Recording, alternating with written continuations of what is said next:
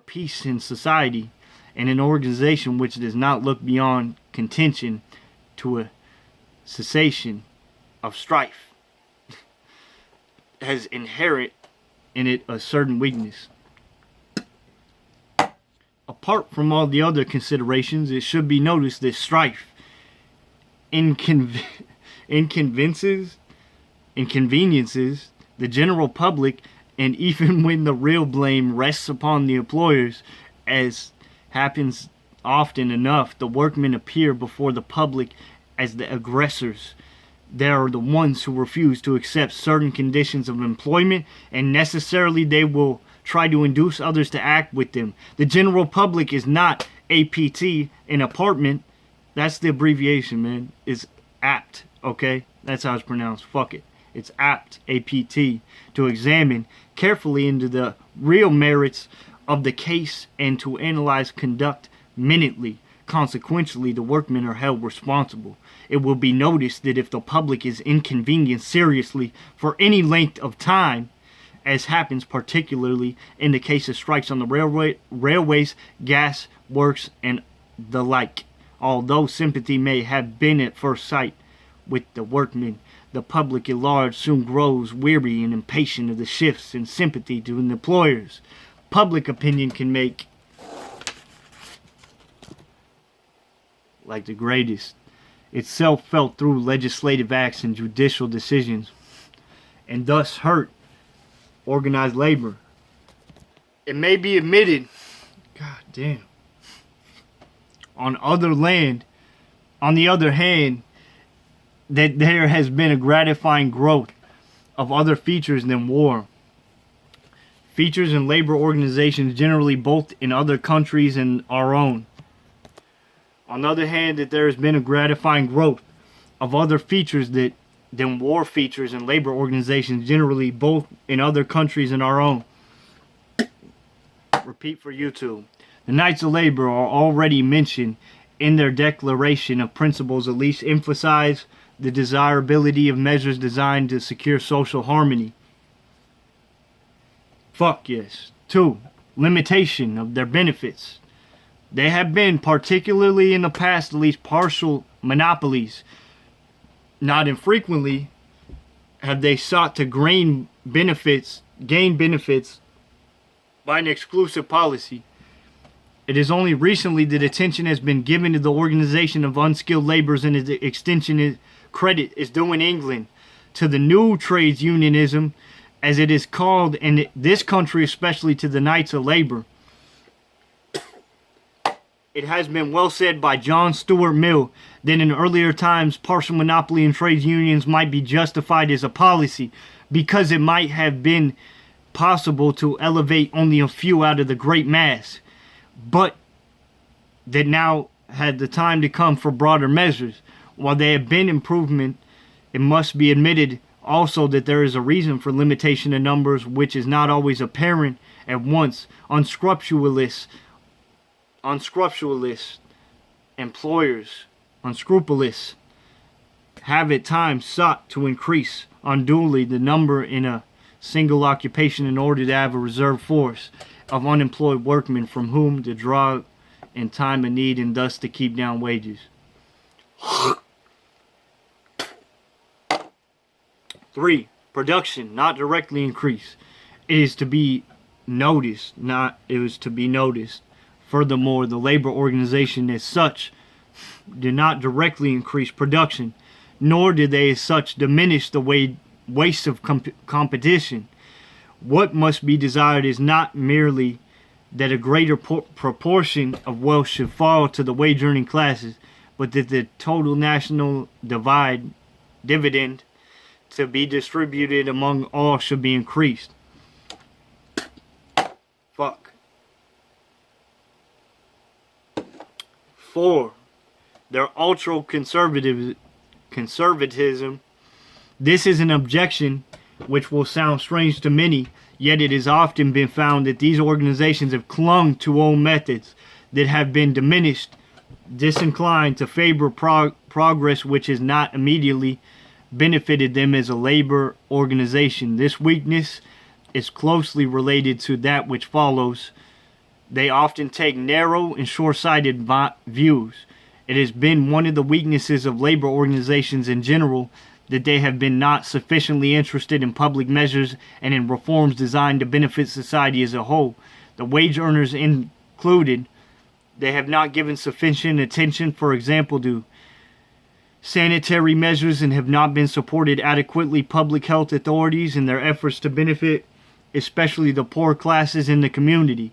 It has been frequently observed that they underestimate the importance of pure politics and highly trained stable civil service. Although they are the ones above all others to gain from such measures, at times they have favored measures ultimately injurious because such measures have increased temporarily the supply of work. This, for example, was the case with those labor organizations in Baltimore which petitioned the municipal authorities to grant a franchise to a competing gas company because it was to give them work. The opposition to labor-saving machinery also falls under this head. It may be wise for the labor organizations to attempt to gain greater benefits from such mechanical improvements and to minimize the evils, but not to oppose improvements. 6. Lack of flexibility. Labor organizations share the weakness which is common to all great political and social organizations. It is necessarily to act according to general rules for the most part, and it is difficult to take account of individual cases. One who examines into the nature of labor organizations can see many reasons why union men refuse to work with non-union men. The union entails certain expenses, and it is claimed that non-union men receive the benefit of organization without bearing any part of the burden. More serious, however, is the danger that unscrupulous employers will gradually substitute non-union men for men who are strong in the organizations and thus break down the organization before the workmen really perceive what is going on. Pretext can easily be found to discharge an obnoxious workman. However faithful and efficient he may be, yet it must be admitted that sometimes wrong is done to workmen who have the best intentions with respect to their fellow workmen and are entirely willing to bear their share of the burdens of common action. There are workmen who, on account of their religious views or for other reasons, have conscientious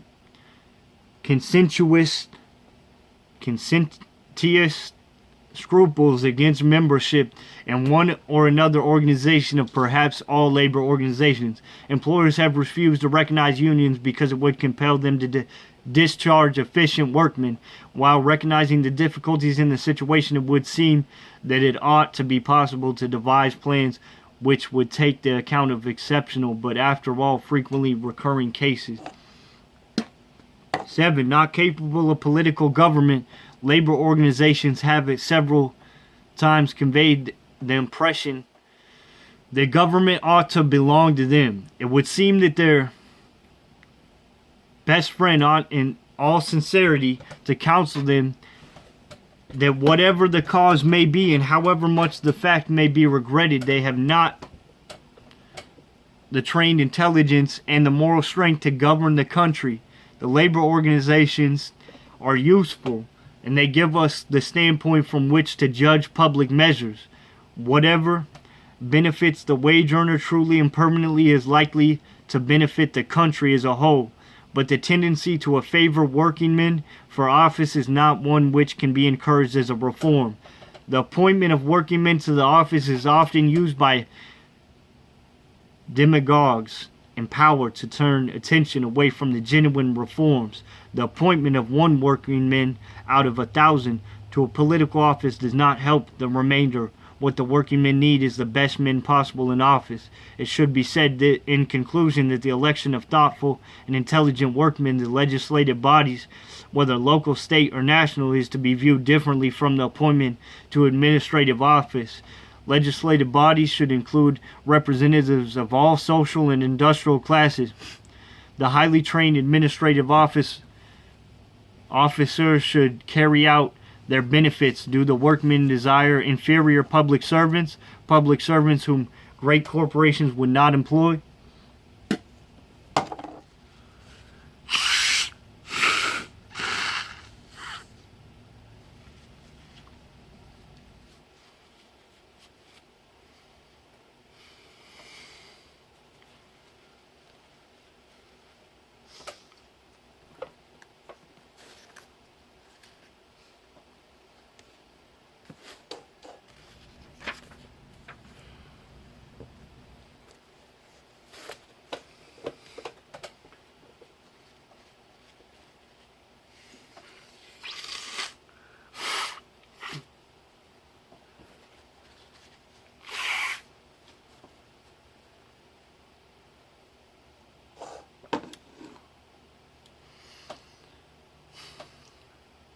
Summary.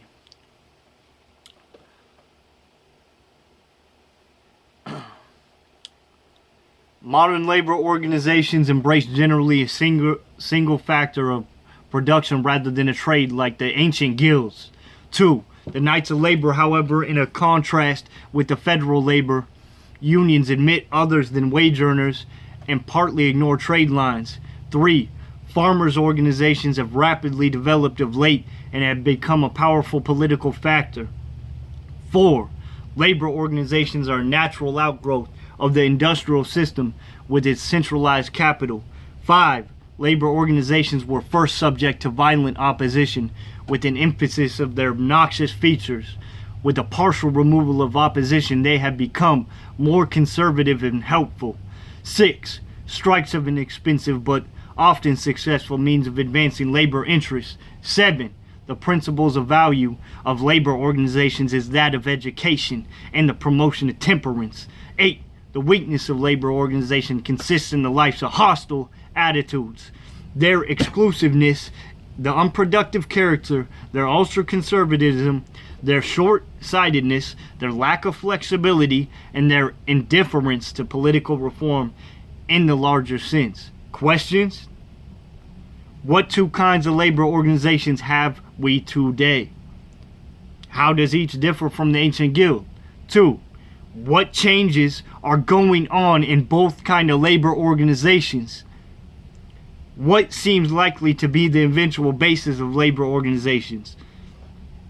3.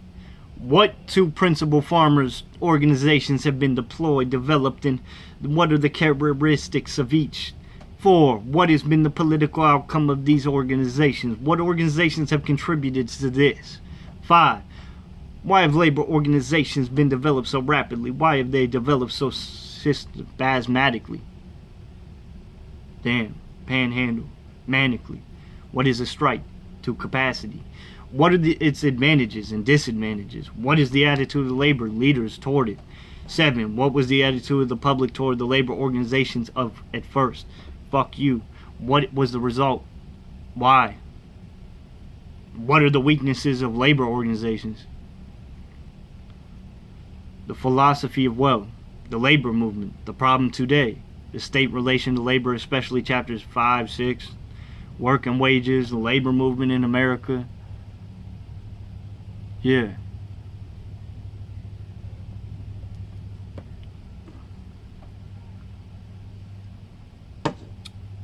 Chapter 6. Whatever the fuck. I'm gonna stop reading these Roman numerals. Profit sharing and cooperation. Profit sharing in the United States. Labor organizations strive to secure higher wages for working men than they would otherwise obtain and thus to increase their share of the products of industry. Profit sharing goes a step further than labor organizations. Those who advocate profit sharing wish wage earners to a secure portion of profits in addition to ordinary wages. It is held that this arrangement promotes the economical use of material and machinery by employees and generally increases their zeal and efficiency. The result is a larger total product and a larger revenue for the wage earners, receivers. Profit sharing has been widely extensively tried in the United States, and it has been successfully introduced by some of the largest productive establishments in this country. Recent testimony of American employers who have tried it is generally in its favor, although one prominent manufacturer abandoned it. One or two have not found that it quite realized their expectations. Some influential employers appeared to be enthusiastic in their praise of its practical working, and a member of a firm which has distributed over $100,000 of profits to its employers writes to the offer that at the end of its partners consider it the best investment that they ever made. He thinks that they have most loyal set of working men in the world. Instances recorded in 3 months showed that at least 10,000 working men had in that period been admitted to a share in their profits in the United States. Profit sharing may be extended to capital sharing. Partial ownership of capital by working men and participation in management, the large manufacturing establishment of Godin, and there we go. Godin and Guys. France serves as the best example, occurs to the author. M. Godin gradually educated a large body of working people to point where they could take part in the management of large business, and at the same time encouraged to acquire a part of the capital. If recent reports are trustworthy, the working men have finally acquired and now manage the entire business. If we call industry as ordinarily organized in our great mercantile and manufacturing establishment despotism,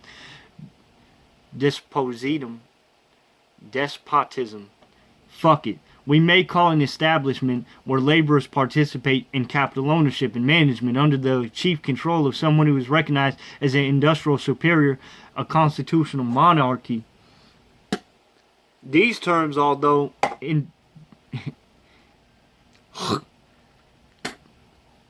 indicative of mere analogies, are after all instructive. The despotic principle, the one-man power, both in politics and in industry, is an excellent thing in its own time and place, and in industry it is necessarily continued longer than in the political sphere. It is a phase of development, but not to be regarded as final. A large part of the industrial troubles of modern society undoubtedly find their origin in the fact of development of the economic departmental of social life. Yes, add that in. It has proceeded more slowly. The development of other departments elsewhere, the despotic principle has been softened or displaced, but by continuing the economic sphere, it is a discordant element, yet it is difficult for most of us to see how for a long time we have come to wholly dispense with the one-man principle in industry. It should, however, be softened as far as predictable, and men should be gradually trained to understand industrial republicanism in democracy. M. Godin has set a noble example. Industrial democracy means self-rule, self-control, the self-direction of the masses in their efforts to gain a livelihood. Industrial democracy is industrial self-government, and this is found in pure cooperation. Cooperation is two kinds of coercive, which means governmental action, and voluntary. We have to do with voluntary cooperation, and this is what usually meant when cooperation is spoken of. Working men combine their own capital purchase, their own plant manage of their own affairs, in their own way at their own risk, sharing profit or loss as the case may be. This is called productive cooperation. We have also what is called distributive cooperation. Distributive cooperation means cooperation in distribution. Not in the sense in which the word is used ordinarily in economies, but rather in the sense in which we might speak of a merchant's activity in distribution. He distributes wares. Distributive cooperation refers to retail and wholesale trade, and in only an imperfect form of cooperation, purchasers of wares, groceries, dry goods, etc. combine together to purchase what they need and thus save profits. They form a stock company, subscribe for shares, employer, a manager, and clerks, who often do not even share in profits, and start a business. Profits are sometimes divvied up only as shares, but the approved way is to pay a moderate interest on capital and to divide profits between stockholders and customers in proportion to purchases. The division being made at the end of the stated intervals. Some establishments in Great Britain and doubtless elsewhere carry out the full program and give employees a share of profits. Profits are thus said to be divided among capital, custom, and labor. Distributive cooperation has in England and Scotland succeeded better than productive cooperation, which has however met with some success. France appears to have succeeded better than England in productive cooperation. Some instances of success in the United States are recorded, and many undertakings have been partially successful, by which is meant that they have succeeded as businesses undertakings, but have abandoned wholly or in part the cooperative principle. This is the case with a large stove foundry, started as a cooperative foundry, and in which some working men are still heirs, still own stock. One of the strikers among the working men is this establishment, and a difficulty which arose a few years since, owned $7,000 worth of stock. The manager seemed to take it in as much to heart that he should strike, but it is hard enough to feel a certain admiration for him, as he placed the union of his fellow employees above his interests as a capitalist.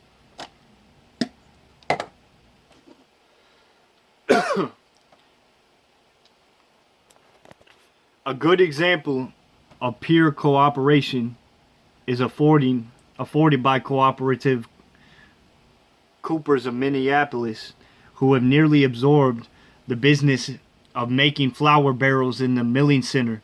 The superiority of cooperation as a business principle has in this case been demonstrated.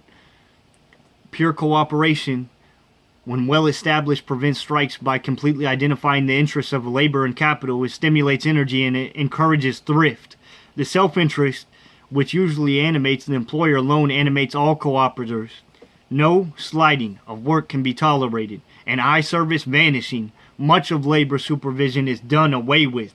On the other hand, divided counsels often render the movements of a business clumsy, and the action cannot be so quick and decisive as when one man acts on his own responsibility. Failures of cooperation have generally been due to moral defects on the part of working men. It has been difficult for them to act harmoniously together, and prosperity has often produced disintegration. Whatever cooperation has succeeded, however, it has produced excellent effects on character. It is a test. But when the test is stood, it reacts beneficially on the cooperators. It takes men diligent, frugal, intelligent, considerate of the rights of others, as well as their own. Cooperation and temperance go hand in hand, as has been universally observed by students of cooperation. Dr. Albert Shaw, American editor of the Review of Reviews, gives this testimony in regard to the cooperative Coopers of Minneapolis. The Coopers are empathetic in saying that the moral effect of cooperative movement constitutes its highest success, and unquestionably wrought a transformation in the habits of these craftsmen.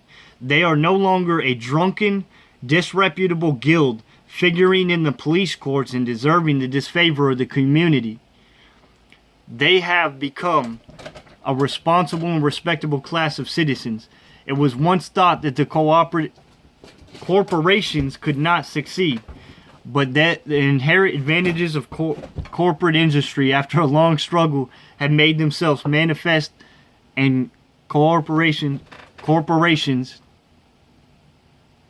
and crushing out the individual. It is believed by some that inherent advantages of cooperation will sooner or later make themselves felt.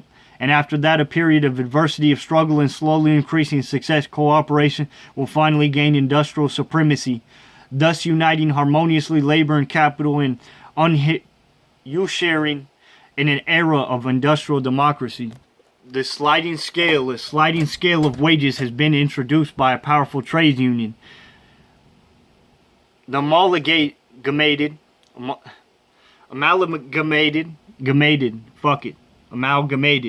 Amalgamated Association of Iron and Steel Workers, chiefly in Pennsylvania, as it appears until lately to have given general satisfaction and have kept the industrial peace amalgamated better than ordinary wages amalgamated system. Wages vary with selling amalgamated price of the product, and thus labor amalgamated shares to some extent in the prosperity of capital. The sliding scale is also known elsewhere in this country and in England, and it has met with a good deal of favor from economic writers. piecework. This is a modification of the wage system, which has in it at least a suggestion of profit sharing, as a wage earner receives in proportion to what he does, not in proportion to time spent. Payment by the piece would seem to be fairer for all parties. The abuses have in manufacture so generally been connected with it that it is opposed by many intelligent artisans, and careful political economists will be slow to give piecework unqualified approval. Physicians testify by producing feverish overexertion. It has in certain quarters shortened average life materially. And there is a proverb in Saxony, Germany, to the effect that piecework is work that murders.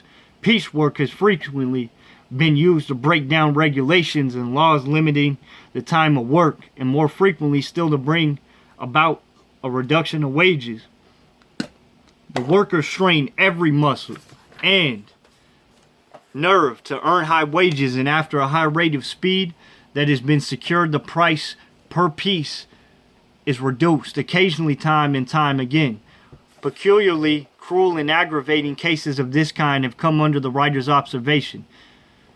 When not connected with abuses payment, the piece has many advantages and is at times preferable for all parties.